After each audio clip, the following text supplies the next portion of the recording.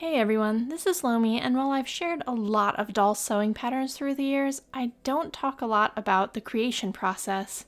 I've shared stuff about basic pattern drafting and alteration before, but today I'm testing a first draft for a new shirt I want to make for my Feeple 65 jury girl, Rikka. This pattern started life as a copy of the F65 tunic pattern I created a couple years ago, mixed with the sleeve from the basic shirt pattern, and I drew over the top of it to create a new pattern for my doll. One benefit of working from an existing pattern like this is that it's guaranteed to fit because the base pattern is already the correct size. For this shirt, I wanted kind of a wide V-neck with an overlapping collar, drop shoulders with a gentle sleeve slope, sleeves that are gathered at the cuff, and a full fit around the waist and hips so it can be poofy when tucked into her skirt. Often when I test new patterns, I use fabric kept specifically for testing purposes. Old bed sheets are good for this, but I have a good feeling about how this one might turn out, so I go ahead and cut it out of a nicer fabric so that if it turns out well, I'll be able to use it the way it is. I begin with the sleeves since they're the least likely to go wrong, running a straight stitch I can use to gather the sleeve to the cuff. As a character, Rikka isn't as fashion-oriented as her friend Kit, but she would prefer to wear things that are functional but feminine. That's why instead of the usual square sleeve for the tunic, I've cut this with the bell shape at the top of the sleeve. That will give the shoulder a more delicate downward slant, even though the shoulder of the shirt itself is a bit wider. Unlike some of the other girls in their friend group, Rikka's main goal in becoming a mage is to gain a good reputation for her family, since mages are held in high esteem, so that she can marry better once she's older. So often, when I'm reading fantasy books, especially modern fantasy, I see a lot of focus on female characters who aren't interested in things like settling down and starting a family, and while some people may see that as old-fashioned, I felt like it was something missing from these stories. Female characters should be able to go on grand adventures, sure. They should be able to become heroes or powerful warriors, but they should be allowed to want simple or traditional things in life too, without that being seen as a bad thing or a waste. So while not all her friends see why she would want that sort of life, they're respectful of it, beyond the usual gentle teasing of how she's more interested in finding a husband than finishing her homework. Each of the girls in the group sort of ends up having a different role that way, and it makes them feel a little more dynamic and realistic to me, because when I was in college, the people I was friends with were all headed in very different life directions. Whether the directions we went were the ones we planned, well, that's a different story, and it's the same for the characters in the Snake's Blood saga too. Most of the shirt construction goes really smoothly and boringly, but once I get to the part where I pin the shirt's collar into the neckline, I start having some second thoughts about my design. The collar ended up being a little short, so if I had opted to keep it, it would have needed to be recut. But once I had it pinned and I actually saw what I had done with the shape of it, it felt a lot more like Scrubs. That would probably be fine for the vibe I'd give Kit or Faral since they're both healers, but Rikka's a wind mage, so it doesn't feel right for her.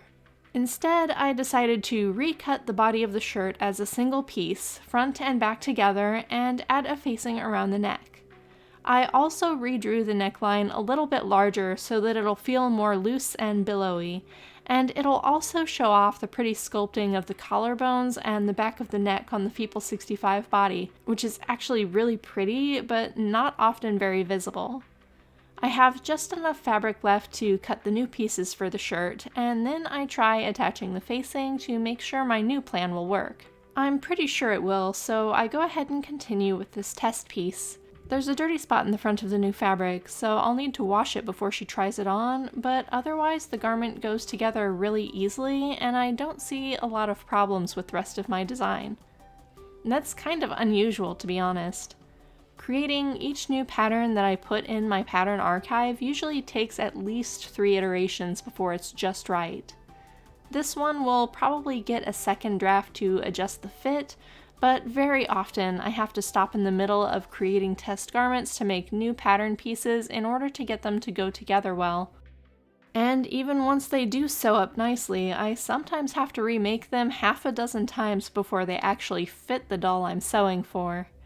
So while this test took me 2 days to complete, some patterns take several weeks for me to create, which is part of why you don't see me making tons.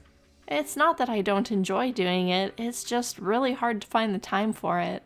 And while sometimes I feel kind of bad because I'm not making as many resources as I used to, I also have to remind myself that most of my patterns were made during a time when I wasn't really focusing on my writing, and now that that has taken over and become my main priority, it's tougher to get things like this finished.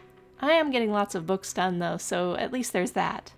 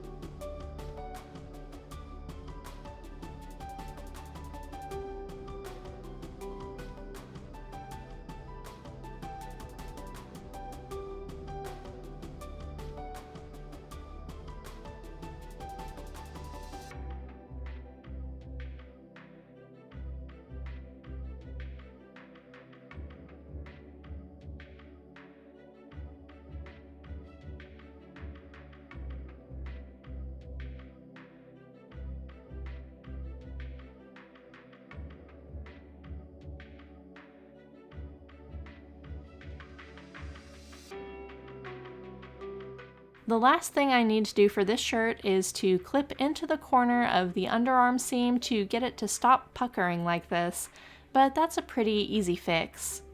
Otherwise, the shirt turned out pretty well, especially for a first draft, even if I did have to change my plans for how the neck would be designed.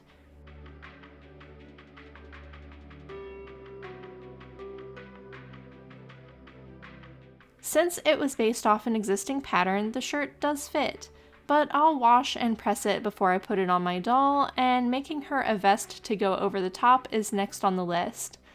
That will also finish her outfit, so the next time I take pictures of this doll, she should be all put together.